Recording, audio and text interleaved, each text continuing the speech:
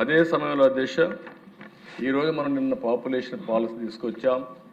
ఇటీవల IT minister గారు కొత్త ప్రోగ్రాం అంటే 13 సంవత్సరాలు వయసు లోపల ఉండే వాళ్ళకి సోషల్ మీడియా బ్యాన్ చేస్తే బాగుంటుందని ఒక సూచన వచ్చింది.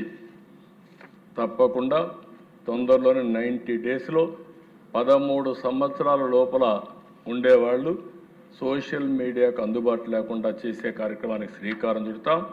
13, 16 సంవత్సరాలు చర్చ చేస్తున్నాం.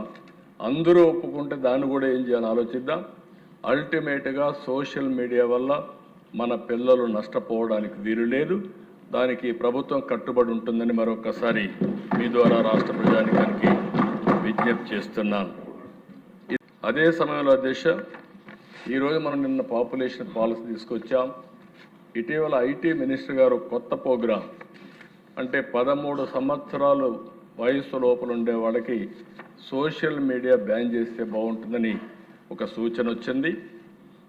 తప్పకుండా తొందరలోనే 90 డేస్లో 13 సంవత్సరాల లోపల ఉండేవాళ్ళు సోషల్ మీడియాకు అందుబాటు లేకుండా చేసే కార్యక్రమానికి శ్రీకారం చుడతాం.